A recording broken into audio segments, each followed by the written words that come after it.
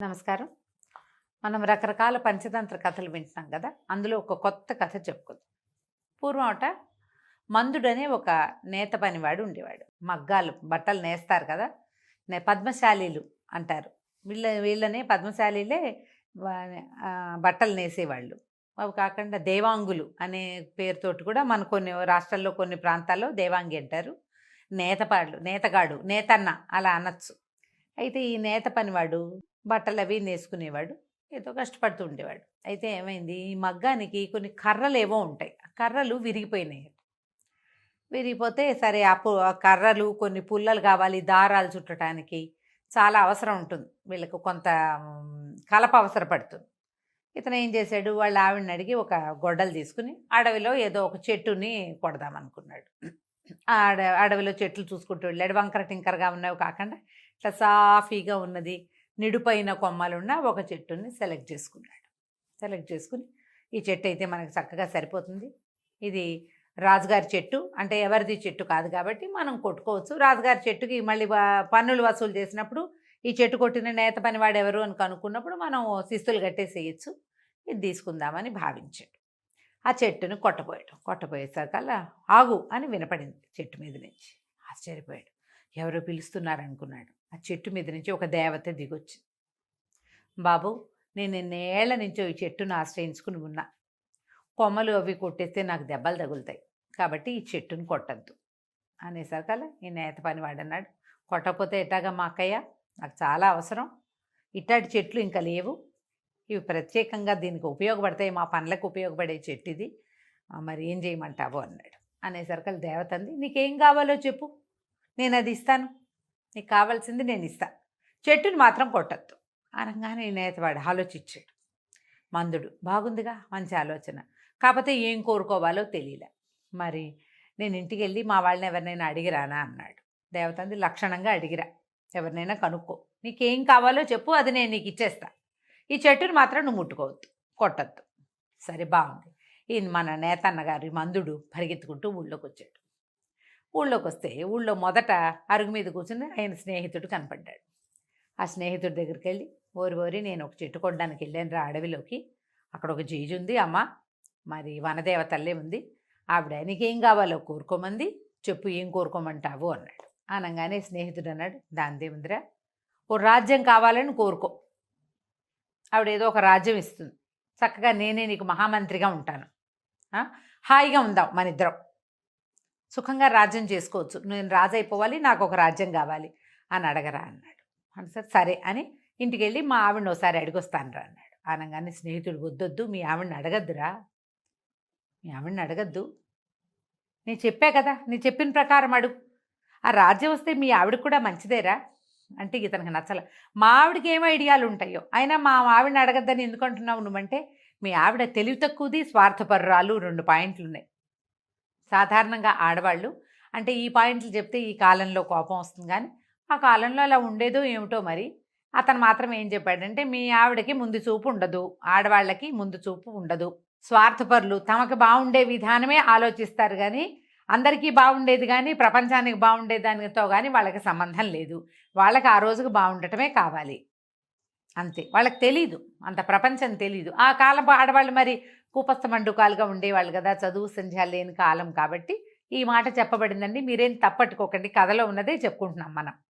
అక్కడి నుంచి ఇతను అన్నాడు, అబ్బెబ్బే అట్టా కాదు, మా ఆవిడంటే పంచప్రాణాలు నాకు, ఆమె చాలా ప్రేమగా ఉంటుంది, చాలా శ్రద్ధగా వంట అది చేసి పెడుతుంది, ఎంతో శ్రద్ధగా ఉంటుంది నాతోటి, అడగకపోతే బాగుండదు కదా, నేను మా ఆవిడనే అడుగుతానన్నాడు. సరేనన్నాడు స్నేహితుడు. ఇంకేం చేస్తాడు, వీడు వింటలేదు మాట. సరే, ఈ నేతన్నగారు పరిగెత్తుకుంటూ ఇంటికి వచ్చాడు. మందుడు వచ్చి, ఏమే చెట్టు కొట్టపోతే చెట్టు మీద ఒక దేవత ఉంది, ఆవిడేమో నీకేం కావాలో నేను ఇస్తాను, చెట్టును కొట్టద్దంది, నా స్నేహితుడు ఉన్నాడు కదా సుబ్బయ్య, వాడేమో ఒక రాజ్యం అడగరా అంటున్నాడు అనేసరికల్లా ఈవిడంది, రాజ్యమా, ఇంకా నయం, ఆయనకి ఏమన్నా తెలివిందా లేదా, రాజ్యాలు అవి తీసుకుంటే ఆ రాజు పనులు మనకేమొచ్చండి, మనకు వచ్చింది నేత పని అయ్యే, రాజుకు బోళ్ళు పనులు ఉండవు, కత్తులు కటార్లు వాడాలి, సింహాసనాలు అవి ఎక్కి కూర్చుని నెత్తి మీద కిరీటాలు అవి పెట్టుకోవాలి, మనకి కిరీటం పెట్టుకోవటం రాదు, సింహాసనం ఎక్కటం రాదు, కత్తి కటారు పట్టుకోవటం రాదు, బోళ్ళని కష్టాలు ఉంటాయి రాజు పదవికి, అవన్నీ వద్దు మనకి, చక్కగా ఇంకో జత చేతులు అడగండి, మనం నేత పని వాళ్ళం కదా, 2 చేతులు చాలవు మనకి. ఇంకో 2 చేతులు ఉన్నాయనుకోండి అదనంగా, చక్కగా ఎన్ని బట్టలైనా నేయచ్చు కదా. మీరు ఈ 2 చేతులు ఈ ఒక్క తలాతోటే మీరు నెలకి సరిపడా 40 వస్త్రాలు నేస్తుంటే, ఇంకో తలుండి ఇంకో జత చేతులుంటే 40, 40, 80 వస్త్రాలు నేయం మనం. ఒక్క నెలలో 2 నెలలు డబ్బులు వస్తాయి. మనకు వచ్చిన పని చేసుకుంటాం హాయిగా. రాజు పనులన్నీ మనకెందుకు, మీ స్నేహితుడు ఒక మూర్ఖుడు, వాడికేం తెలుసు, వాడి తలకాయ అట్టాటివి పెట్టుకోవద్దు, చక్కగా ఇంకో తల ఇంకో జత చేతులు అడగండి అని. మనవాడు సరేననుకున్నాడు. ఇది నిజమే, రాజు పనులు మనకి రావు, నేత పనులు అయితే బాగా వచ్చు. సరే అనుకొని మర్నాడు పొద్దునే బయలుదేరి చద్దన్న తినేసి వెళ్ళాడు అడవికి. వెళ్తే వెళ్ళి ఆ చెట్టుని తట్టాడు. తట్టంగానే జేజి దిగొచ్చింది వనదేవత. ఏం కావాలి తమ్ముడు, నీకేం కావాలంటే అది ఇస్తానంది. నాకమ్మ ఇంకో తల ఇంకో జత చేతులు ఇవ్వు చాలన్నాడు. ఆవిడ క్షణం నిర్ఘాంతపోయి, సరే నీకు కావాల్సిందే ఇస్తున్నా, నువ్వు మళ్ళీ ఇక్కడికి రాకూడదని. నేను రాను, నువ్వు నాకు ఇంకో తల ఇంకో జత చేతులు ఇమ్మనంగానే అలాగే అంది. అభీష్ట సిద్ధిరస్తు అన్నది. ఆనంగానే వీడు తలై పక్క నుంచి టికీమని ఇంకో తల మొలిచింది. ఈ 2 చేతులతో పాటు వెనకాల నుంచి 2 చేతులు వచ్చినాయి, 4 చేతులు. అతను అటు ఇటు ఎటు చూడాలో ఎటు చూడక్కర్లేదు తెలియటల్లో అయోమయంగా ఉంది. కానీ ఒక ఉద్రేకం వచ్చింది. తన భార్య చెప్పింది ఇదే, ఒక్క తల జత చేతులతోటి నేను నెలకి 40 వస్త్రాలు నేస్తుంటే 2 తలలు 4 చేతులతోటి నేను ఎన్ని చేస్తానో, ఇదంతా ఈ సంతోషాన్ని భార్యతో పంచుకోవాలి, ఈ విచిత్రాన్ని భార్యకు చూపించాలని అతను ఊరు వైపుకి నడిచెళ్ళాడు. ఊరు వైపుకి వెళ్తుంటే జనాలందరూ చూసి ఆశ్చర్యపోయారు. ఈ 2 తలలు 4 చేతులు ఉన్నదాన్ని ఏమిటంటారు, మనిషి అంటారు? ఊళ్ళో వాళ్ళంతా కంగారు పడి ఏదో వింత జంతు వస్తోందని రాళ్ళు రప్పలు వేసి కొట్టేశారు. ఈ నేత ఆయనకి నేనేనని చెప్పడానికి రాలా, 2 నోట్లతోటి మాట్లాడాడు, 4 చేతులు కదిపాడు. అది కదిలిన కొద్దీ, అది మాట్లాడిన కొద్దికి ఆ మనిషి ఈ జనాలందరికీ అదేదో వింత జంతువులాగాను ప్రమాదకరమైన జంతువులాగాను కనపడింది. ఎడాపెడా రాళ్ళు రప్పలతో పాటు కత్తులు కటార్లు కూడా విసిరేసేసి ఈ నేతన్నని పొట్టన పెట్టేసుకున్నారు ఊరి జనం. ఏదో వింత జంతువని తీసిపోయి ఊరవతలు పారేశారు. ఎప్పటికీ నేతన్న తిరిగి రాలేదు. ఆ మిత్రుడు చూస్తున్నాడు, భార్య చూస్తుంది, కథ కంచికి మనం ఇంటికి. ఏదైనా ఒక ప్రయోజనాన్ని ఎవరి దగ్గరైనా తీసుకునేటప్పుడు బాగా ఆలోచించాలి. ప్రకృతి విరుద్ధమైన ఐడియాలజీ చేయకూడదు. ప్రపంచానికి వింతగా ఉండే ఏ పోకడని తీసుకోకూడదు. ఇప్పుడు ఆడవాళ్ళు తెలివిగా ఉన్నారా లేరా అనేది వేరే కథ. ఇప్పుడు ఒక అమ్మవారు నీకు రాజ్యం ఇచ్చి నిన్ను రాజుని చేస్తే రాజు చేయవలసిన పని ఆవిడే నేర్పిస్తుంది కదా కదా ఆలోచించల.